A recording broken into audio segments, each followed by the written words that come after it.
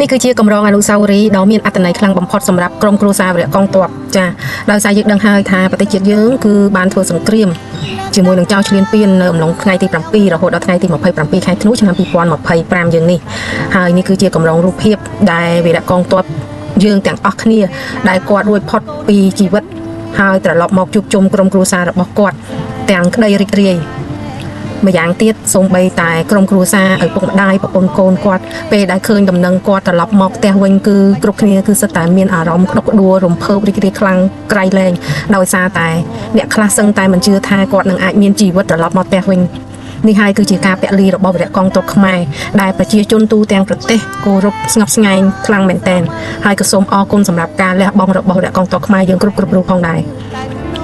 នេះគឺជាការជួបជុំមួយរបស់វរៈកងទ័ពគ្រប់រូបដែលគាត់បានត្រឡប់មកផ្ទះដើម្បីមកជួបជុំក្រុមគ្រួសាររបស់គាត់ហើយទស្សនវិជ្ជាវរៈកងទ័ពនីមួយគឺគាត់មានភាពរីករាយខ្លាំងមែនទែនរហូតដល់ថ្នាក់សូម្បីតែឪពុកម្ដាយដែលឃើញវរៈកងទ័ពមកផ្ទះ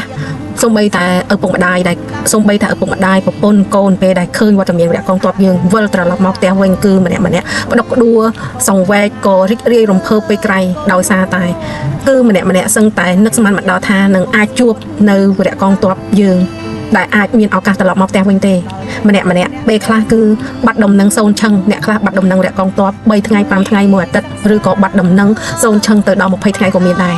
ហើយក្រុមគ្រួសារវរៈកងទ័ពនីមួយសិតតែព្រួយបារម្ភពីសុវត្ថិភាពរបស់វរៈកងទ័ពយើងគ្រប់គ្នាហើយទស្សនវិជ្ជានេះគឺជាទស្សនវិជ្ជាដែលវរៈកងទ័ពរបស់យើងត្រឡប់មក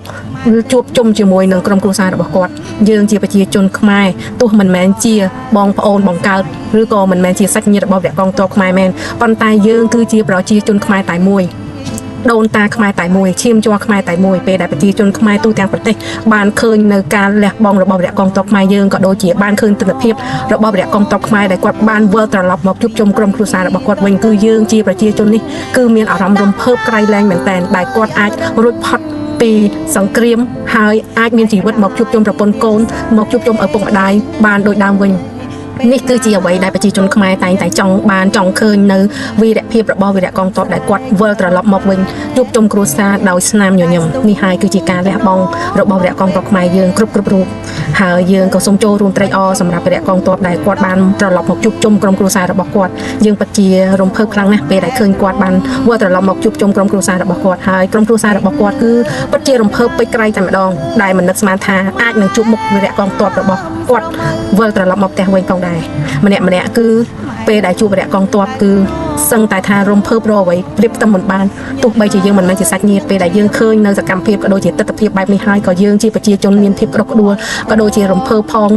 ស្រក់ទឹកភ្នែកផងរំជួយចិត្តផងជំនួសក្រុមគ្រួសារវរៈកងទ័ពមែនទែននេះហើយគឺជាការលះបង់ការពារជាតិការពារទឹកដីរបស់វរៈកងទ័ពខ្មែរយើងប៉ុន្តែគាត់មកជួបជុំគ្រួសាររបស់គាត់គឺមានរយៈពេលខ្លីទេអ្នកនរគ្នាដោយសារវរៈកងទ័ពខ្មែរយើងគឺគាត់ត្រូវបំពេញភារកិច្ចការពារទឹកដីបន្តទៀតដូច្នេះហើយពេលវេលាដែលគាត់បានជួបជុំក្រុមគ្រួសារក៏មានពេលវេលាខ្លីដែរប៉ុន្តែទោះជាយ៉ាងណាក៏ដោយក៏គាត់បានមកជួបជុំក្រុមគ្រួសារដើម្បីឲ្យក្រុមគ្រួសាររបស់គាត់ដឹងថាគាត់នៅមានសុវត្ថិភាពនៅមានជីវិតនោះទេហើយនេះហើយគឺជាអ្វីដែលក្រុមគ្រួសារវរៈកងទ័ពគឺចង់ឃើញមែនទែនហើយយើងសង្ឃឹមថាតទៅមុខទៀតវរៈកងទ័ពយើងនឹងមានសុខសុវត្ថិភាពក៏ដូចជានឹងមានសុភមង្គលនៅក្នុងក្រុមគ្រួសារផងដែរ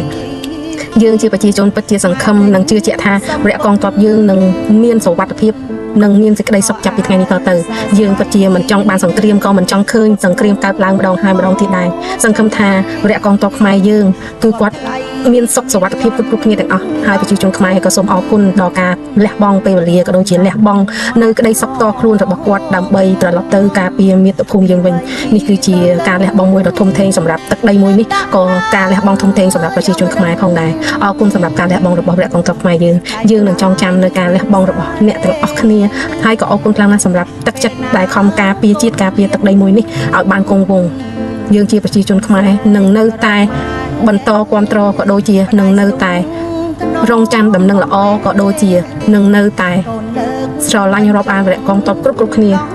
យើងជាប្រជាជនខ្មែរគ្មានអ្វីក្រៅពីចង់ឃើញវរៈកងទ័ពរបស់យើងគ្រប់គ្នាអាចមានសេចក្តីសុខមានសុភមង្គលនៅក្នុងក្រុមគ្រួសារ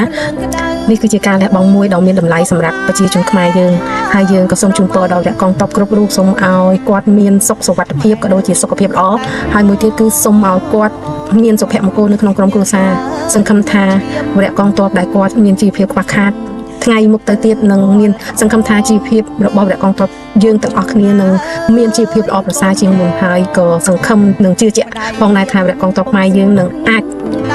តស៊ូបន្តទៅមុខទៀតយើងជាប្រជាជនជួរក្រោយគឺនៅតែបន្តគ្រប់គ្រងនិងលើកទឹកចិត្តព្រះកងទ័ពខ្មែរយើងជានិច្ចនិរន្តរ៍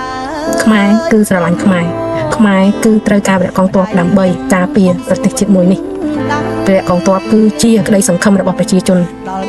បើគ្មានព្រះកងទ័ពការពារទឹកដីមួយនេះយើងជាប្រជាជនក៏មិនអាចអង្គុយនៅសុខស្រួលបានដែរនេះហើយគឺជាការលះបង់ដ៏មានតម្លៃរបស់ព្រះកងទ័ពខ្មែរយើងសង្ឃឹមថាថ្ងៃក្រោយថ្ងៃមុខព្រះកងទ័ពយើងនឹងអាចរស់នៅដោយភាពរីករាយរស់នៅដោយជីវភាពធូរធាររស់នៅដោយសុខដុមរមនាជារៀងរហូតទៅអរគុណច្រើន